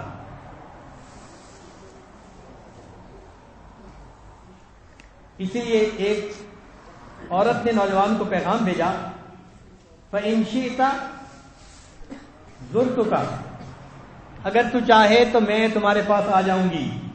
وَإِن شِئْتَ سَهَلْتُ لَكَ تَأْتِينِي، اور اگر تو چاہے تو میں اپنے گھر آنے کے راستے ہموار کر دوں گی، موقع بنا دوں گی، تو آرام سے میرے پاس میرے گھر میں آ جا. اس نوجوان نے آگے سے جواب بھیجا انی اخاف اللہ رب العالمین، انی اخاف، میں ڈرتا ہوں، ان عصیت ربی عذاب یوم عظیم، اگر میں اللہ کی نافرمانی کروں گا تو مجھے قیامت کے دن بڑا عذاب دیا جائے گا. گناہ کا موقع پیش ہو رہا ہے اور آگے سے وہ نوجوان یہ جواب دے رہا ہے. یہ ہے مقام احسان والی کیفیت. اس لیے ابو بکر رحمت اللہ علیہ ایک بزرگ تھے، ان کا نام پڑ گیا المسکی. مسک خوشبو ہوتی ہے نا، مشک کی خوشبو، تو ان کا نام مسکی پڑ گیا. کیوں کہ جا رہے تھے کہیں، ایک عورت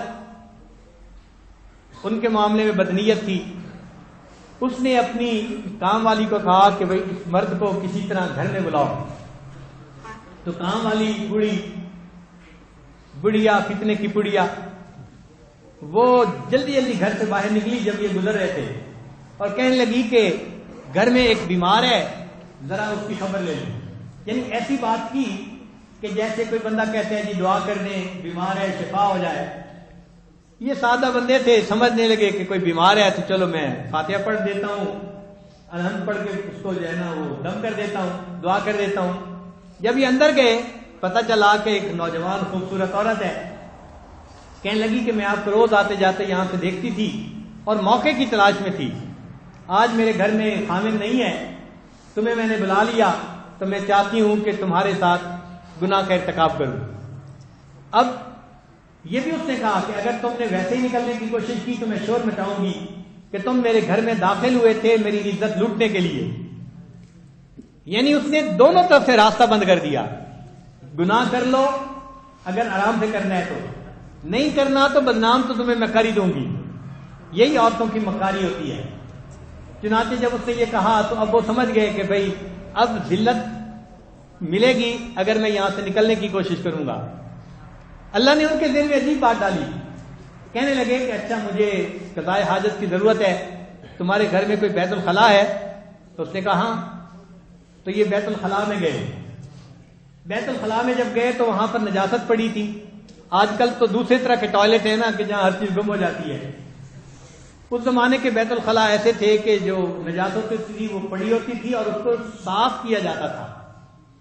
تو وہاں نجاست پڑی تھی، انہوں نے تھوڑی سی نجاست لے کے نا اپنے جسم پہ لگا لی، کپڑے پہ لگا لی۔ اب جب باہر نکلے تو ان کے جسم سے بدبو آ رہی تھی۔ جب اس عورت کے قریب پہنچے تو وہ عورت کہنے لگی مجھے کیا پتا تھا کہ تو اتنا بے وقوف انسان ہے، اتنا جاہل ہے، نکل جائے یہاں سے۔ یہ وہاں سے نکلے۔ اب جب نکل گئے تو پھر انہوں نے جلدی سے جا کے غسل کیا، کپڑے دھوئے، مگر عجیب بات کہ جہاں جا کے بیٹھتے لوگ ان سے پوچھتے خوشبو کیسی لگائی ہے؟ یہ کہتے میں نے تو خوشبو نہیں لگائی۔ جتنی زندگی باقی رہی ان کے جسم سے مشک کی خوشبو آتی رہی۔ کتابوں میں لکھا ہے کہ قال حاتف، ایک آواز آئی اور کہا لأطیبن ریحک فی الدنیا والآخرہ، میں دنیا اور آخرت میں تمہارے جسم کی مہک کو مشک کی خوشبو بنا دوں گا۔ تو یہ ہے افضل ذکر کہ انسان کو گناہ کے موقع پہ اللہ یاد آ جائے۔ اس لیے نبی علیہ الصلوۃ والسلام نے بنی اسرائیل کے ایک آدمی کی بات سنائی جس کا نام کفل تھا۔ وہ بہت ہی بدکار قسم کا انسان تھا۔ جب بدکاری کا موقع ملتا تھا تو گناہ سے پیچھے نہیں ہٹتا تھا۔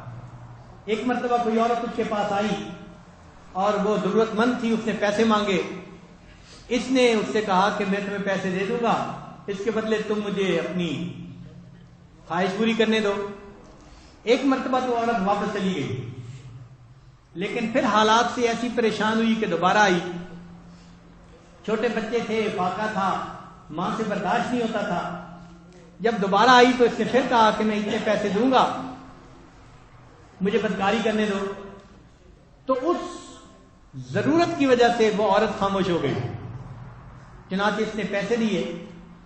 جب اس کے ساتھ بدکاری کرنے کا ارادہ کیا تو اس عورت کے چہرے پہ خوف تھا اور وہ کانپ رہی تھی۔ اس نے پوچھا کہ تم کانپ کیوں رہی ہو؟ کیا تمہیں میں پسند نہیں ہوں؟ اس نے کہا بات یہ نہیں ہے، میں نے یہ گناہ کبھی نہیں کیا، تم اللہ کی مہر کو مت توڑو۔ یعنی اس حاجت اور ضرورت کے وقت بھی اس عورت کو خدا یاد تھا کہ اللہ اس کی بات کا اثر ایسا ہوا اس کے دل میں کہ کفل نے کہا کہ اچھا میں پیسے بھی تم سے واپس نہیں لوں گا، تم چلی جاؤ اور میں گناہ سے توبہ کرتا ہوں۔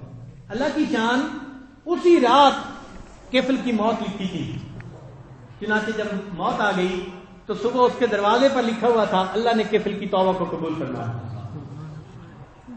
مگر اس میں ایک نقطے کی بات یہ ہے کہ جس صحابی نے اس حدیث پاک کو روایت کیا وہ کہتے ہیں کہ میں نے یہ واقعہ نبی علیہ الصلوۃ والسلام سے ایک دفعہ نہیں، دو دفعہ نہیں، 25 مرتبہ یا اس سے زیادہ سنا ہوگا۔ یعنی 25 مرتبہ یہ واقعہ میں نے نبی علیہ السلام سے سنا ہوگا۔ تو 25 مرتبہ تو انہوں نے سنا اور کئی موقعوں پہ وہ نہیں بھی ہوں گے۔ اس کا مطلب یہ کہ اللہ کے محبوب صلی اللہ علیہ وسلم نے درجنوں مرتبہ یہ واقعہ سنایا۔ یہ واقعہ سنانے کا کیا مطلب تھا؟ بار بار کہ دل میں یقین آ جائے کہ اللہ تعالیٰ ہمیں دیکھتے ہیں اور ہم نے اللہ کی وجہ سے گناہ کو چھوڑنا ہے۔ یہ احسان کی کیفیت تھی جو نبی علیہ السلام نے صحابہ کے دلوں میں پیدا فرما دی تھی اور جس کی وجہ سے پھر ان کی زندگی سے گناہ ختم ہو گئے۔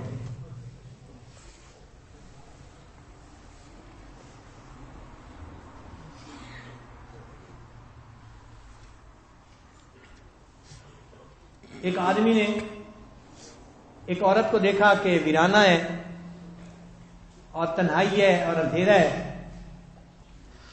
تو وہ کہنے لگا واللہ ما یرانا الا الکواکب، کہ اللہ کی قسم ہمیں تو اب ستاروں کے علاوہ اور کوئی نہیں دیکھ رہا۔ قالت، عورت نے کہا فأین مکوکبھا، ان ستاروں کو پیدا کرنے والا پروردگار کہاں ہے؟ یہ واقعات بتاتے ہیں کہ ان کو خدا یاد آ جاتا تھا اس وقت۔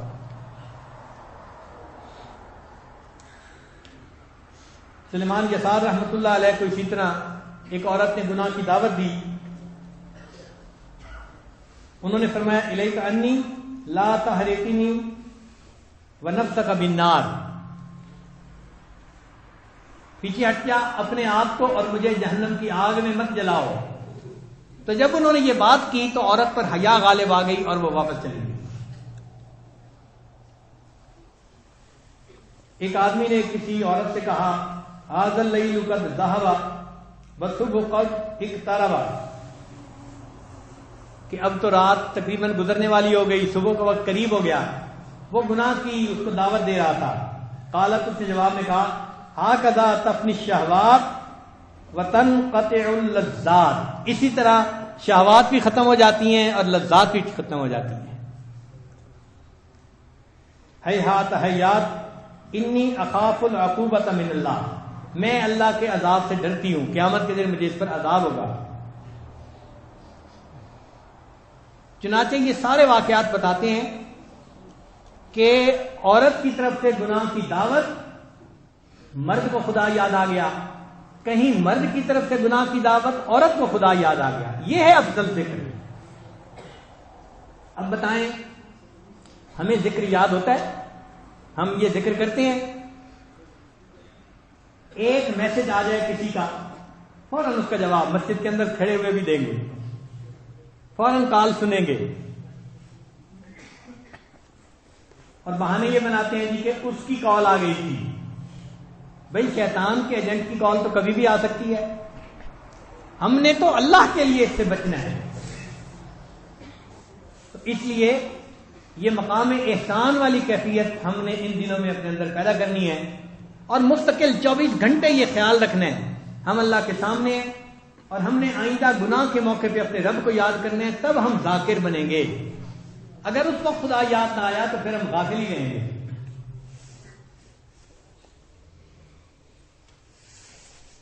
اندھیرے میں ایک مرد نے عورت کو کہا، عورت کے جسم پر ہاتھ رکھا، تو عورت نے کہا ڈر اس پروردگار سے جو اندھیرے میں بھی اسی طرح دیکھتا ہے جس طرح وہ روشنی میں دیکھتا ہے۔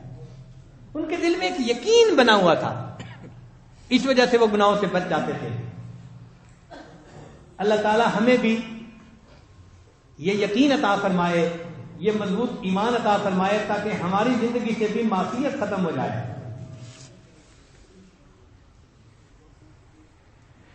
چنانچہ جو لوگ نفس مطمئنہ کو حاصل کر لیتے ہیں اور ان کی زندگی اللہ رب العزت کے حکموں کے مطابق ہو جاتی ہے، پھر ان کے اوپر اللہ تعالیٰ کی رحمتیں، برکتیں بارش کی طرح برستی ہیں۔ اللہ کی مدد اور نصرت ان کے ساتھ ہو جاتی ہے۔ اللہ تعالیٰ ایسے بندے کے اٹھے ہاتھوں کو رد نہیں فرماتے، بلکہ اس کی دعاؤں کو قبول فرما لیتے ہیں، اور اس کو اللہ تعالیٰ دنیا میں مقام تسخیر عطا فرماتے ہیں۔ مقام تسخیر کا کیا معنی؟ ہر کے عاشق شد جمال ذات را، اوس سید جملہ موجودات رہا۔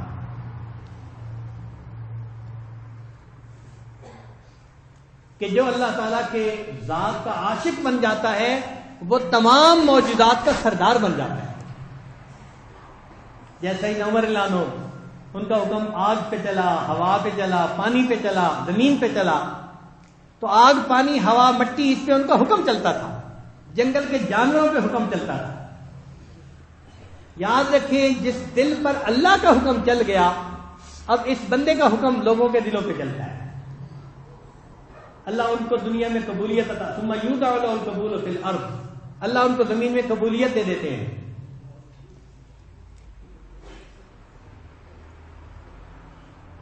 اس لیے خانقاہوں میں یہ تعلیم دی جاتی ہے کہ ہم ہر وقت یہ احساس کریں کہ اللہ ہمیں دیکھتا ہے، اور یہ اعلیٰ درجہ نہیں ہے، یہ کم درجہ ہے. اعلیٰ درجہ تو یہ ہے ان تعبد اللہ کا انک تراہ، کہ تو اللہ کو دیکھتا ہے. مگر یہ انبیاء اور صدیقین کا درجہ ہے. نبی علیہ السلام تو معراج پر اللہ تعالیٰ کو دیکھا قلب کی آنکھ سے، تو ان کی تو نماز ایسی تھی، اور صدیقین کی بھی نماز ایسی. لیکن ہم لوگ جو ہیں، ہم دوسرے درجے کے لوگ ہیں کہ کم از کم یہ احساس کرے کہ اللہ ہمیں دیکھ رہا ہے. یہ تو ایک بچہ بھی دل میں سوچ سکتا ہے نا، کوئی بھی تو سوچ سکتا ہے. تو ہم کم از کم نچلے درجے کی عبادت ہی کرنے والے بن جائیں، اگر اعلیٰ درجے کی عبادت نہیں کر سکتے، کہ اللہ ہمیں دیکھتا ہے، ہم اللہ کے سامنے ہیں.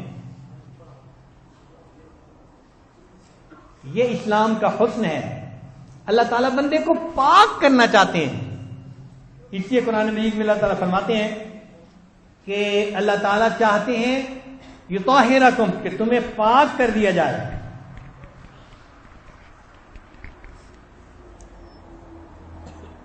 ہمارے اندر سے جو گند ہے اللہ اس کو نکالنا چاہتے ہیں.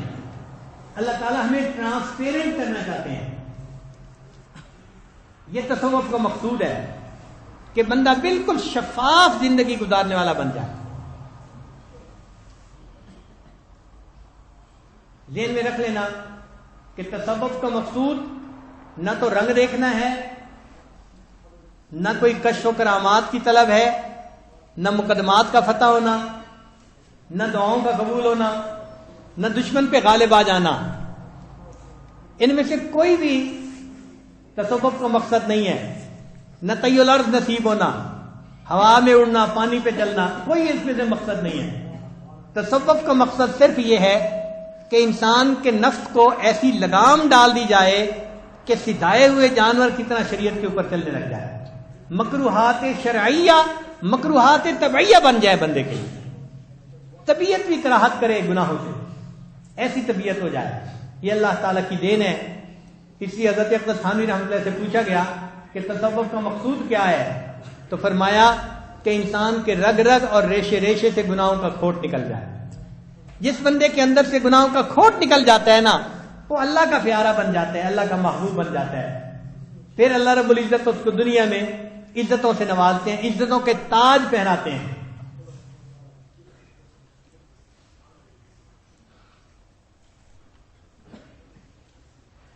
علامہ اقبال نے کیا خوبصورت شعر لکھے، سنی نہ مصر و فلسطین میں وہ اذاں میں نے، سنی نہ مصر و فلسطین میں وہ اذاں میں نے، دیا تھا جس نے پہاڑوں کو راشہ سیماب. سیماب کہتے ہیں پارے کو. پارا حرکت کرتا رہتا ہے، ٹھہرتا نہیں ایک جگہ. وہ کہتے ہیں کہ نہ مصر میں نہ فلسطین میں وہ اذان سنی کہ جس اذان کو سن کے پہاڑ بھی پارے کی طرح کانپتے تھے. سنی نہ مصر و فلسطین میں وہ اذان میں نے، دیا تھا جس نے پہاڑوں کو راشہ سیماب.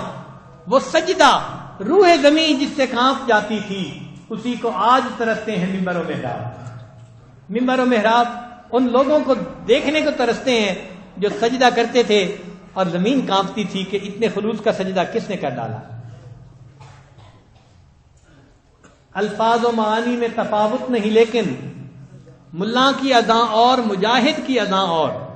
الفاظ تو ایک ہوتے ہیں، معنی بھی ایک ہوتے ہیں، لیکن مسجد میں اذان دینا اور بات ہے، اور کفر کے سامنے کھڑے ہو کے اذان دینا اس کا درجہ کچھ اور ہے. الفاظ و معانی میں تفاوت نہیں، لیکن ملا کی اذاں اور مجاہد کی اذاں اور. پرواز ہے دونوں کی اسی ایک فضا میں، کرگس کا جہاں اور ہے شاہی کا جہاں. ہم بھی ذکر و سلوک میں لگے ہوئے ہیں، لیکن کرگس کی زندگی ہے، پست پرواز ہے. اور جب ہمیں یہ معیت والی کیفیت حاصل ہو جائے گی، پھر ہمیں اللہ تعالیٰ شاہی کا مقام عطا فرمائیں گے، پھر ہم بلند پرواز بن جائیں گے، پھر اللہ تعالیٰ مقام تسخیر عطا فرمائیں گے. شاعر نے کیا اچھا شعر کہا، تیری نگاہ سے دل سینوں میں کانپتے تھے، تیری نگاہ سے دل سینوں میں کانپتے تھے، کھویا گیا ہے تیرا جذبے کلندرانہ. تعمیر آشیاں سے میں نے یہ راز پایا، اہل جنوں کے حق میں بجلی ہے آشیانہ. اے لا الہ کے وارث باقی نہیں ہے تجھ میں انداز محرمانہ کردار قاہرانہ. یہ بندگی خدائی وہ بندگی گدائی، یہ بندگی خدائی وہ بندگی گدائی، یا بندہ خدا بن یا بندہ زمانہ. ہم بندہ زمانہ بن کے رہیں گے تو یہ گدائی ہوگی، اور بندہ خدا بن کے رہیں گے تو یہ خدائی ہوگی. یعنی جیسے اللہ کا حکم چلتا ہے ایسے مومن کا حکم چلتا ہے. چنانچہ کیا خوبصورت شعر کہے ہیں، تیرے دریا میں طوفان کیوں نہیں ہے، خودی تیری مسلمان کیوں نہیں ہے، ابد ہے شکوہ تقدیر یزداں تو خود تقدیر یزداں کیوں نہیں ہے. کہ جب تو ایسا بن جائے گا تو تیری تدبیر تیری تقدیر بن جائے گی. ایک جگہ عجیب اشعار کہے ہیں، عقل ہے تیری سفر عشق ہے شمشیر تیری، عقل ہے تیری سفر، سفر کہتے ہیں ڈھال کو، عقل ہے تیری سفر عشق ہے شمشیر تیری، میرے درویش خلافت ہے جہانگیر تیری، ماں سو اللہ کے لیے آگ ہے تکبیر تیری، تو مسلمان ہے تو تدبیر ہے تقدیر تیری، کی محمد سے وفا تو نے تو ہم تیرے ہیں، یہ جہاں چیز ہے کیا لوح قلم تیرے. ہم اللہ کے محبوب صلی اللہ علیہ وسلم کے ساتھ وفا کریں کہ ہم ان کے امتی ہیں، کلمہ پڑھا ہے، اب ان کے احکام کے اوپر عمل کریں اور سنت کے مطابق اپنی زندگی کو بنائیں اور گناہوں کو اپنی زندگی سے چن چن کے نکالیں. اللہ تعالی ہمیں معصیت سے خالی زندگی عطا فرمائے. وآخر دعوانا ان الحمدللہ رب العالمین.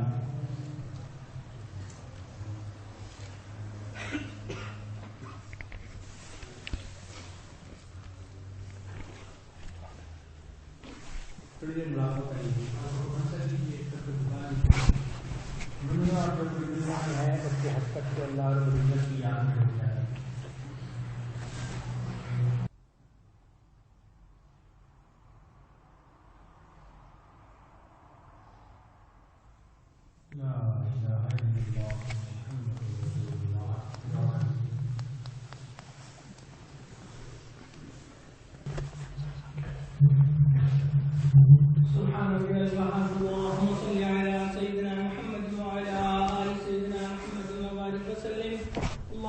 السلام ومنك السلام تبارك الجلال والإكرام. اللهم انا نسألك الهدى والتقى والعفاف والغنى. اے پروردگار عالم ہمارے صغیرہ کبیرہ گناہ معاف فرما. اللہ وہ گناہ جو ہم نے دن میں کیے معاف فرما، وہ گناہ جو ہم نے راتوں میں کیے معاف فرما. اے میرے مولا وہ گناہ جو ہم نے محفلوں میں کیے معاف فرما. اللہ وہ گناہ جو ہم نے تنہائیوں میں کیے معاف فرما. اللہ وہ گناہ جو ہم نے ارادوں سے کیے معاف فرما. وہ گناہ جو ہم نے بنا ارادے کیے معاف فرما. اے میرے مولا وہ گناہ جو ہمیں یاد ہیں وہ بھی معاف فرما. وہ گناہ جو ہم کر کے بھول گئے وہ بھی معاف فرما. اللہ ہماری نگاہوں کو پاک فرما، دلوں کو صاف فرما، سینوں کو اپنی محبت سے لبریز فرما. اپنے عشق کی آتش ہمارے سینوں میں پیدا فرما. انگ انگ سے ہمارے اپنے ذکر کو جاری فرما، روئیں روئیں سے اپنے ذکر کو جاری فرما، ہڈی ہڈی بوٹی بوٹی میں اپنی محبت عطا فرما.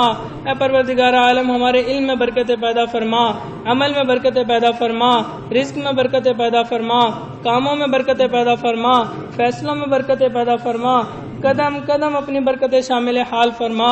اے بے کسوں کے تصدیقیر، اے ٹوٹے دلوں کو تسلی دینے والے، اے خالی جھولیوں کو بھر دینے والے، اے پروردگار عالم آپ کے سامنے ہاتھ پھیلائے بیٹھے ہیں.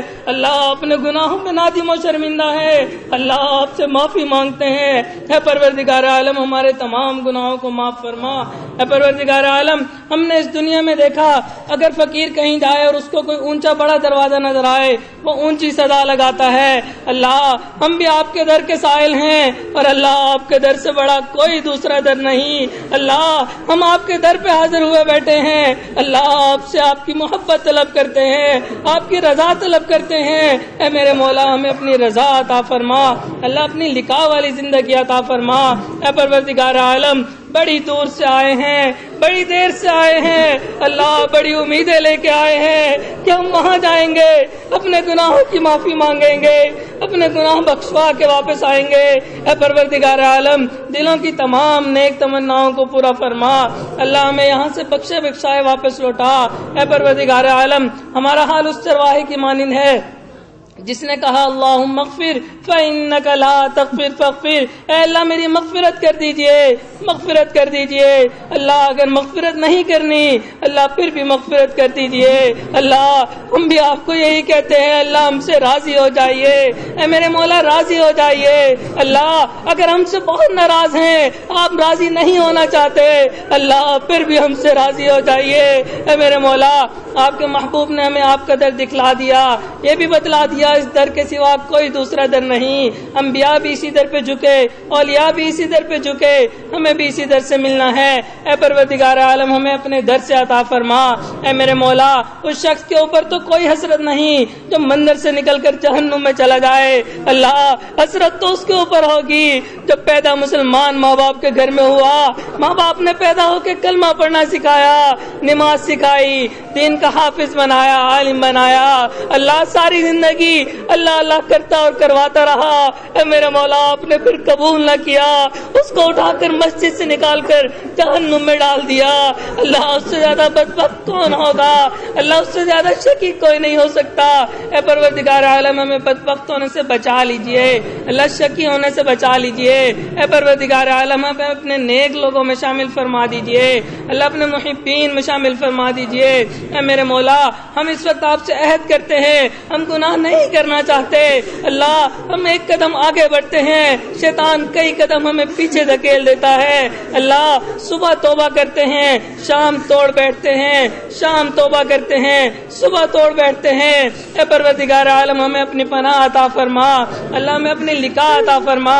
اے میرے مولا حاسدین کے حسد سے محفوظ فرما، دشمنوں کی دشمنی سے محفوظ فرما، جان مال کی حفاظت فرما، عزت آبرو کی حفاظت فرما۔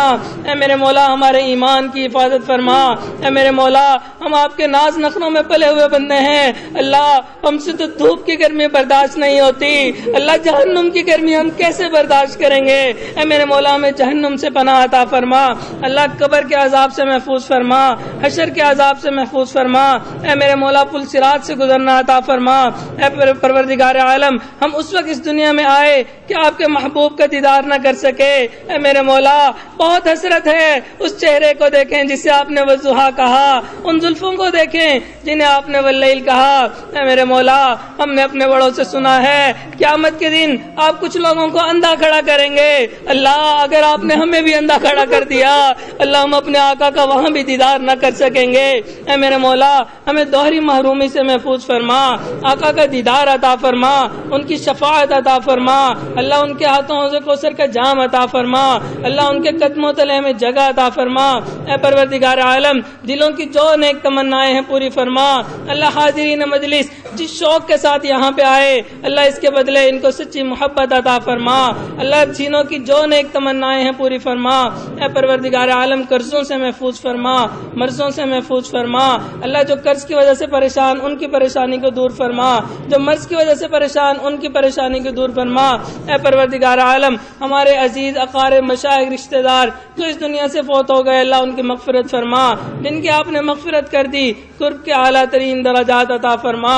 ربنا ظلمنا انفسنا وان لم تغفر لنا وترحمنا لنكونن من الخاسرين ربنا تقبل منا انك انت السميع العليم تب علينا انك انت التواب الرحيم صلى الله تعالى على حبيبه سيدنا محمد وآله واصحابه اجمعين برحمتك يا ارحم الراحمين۔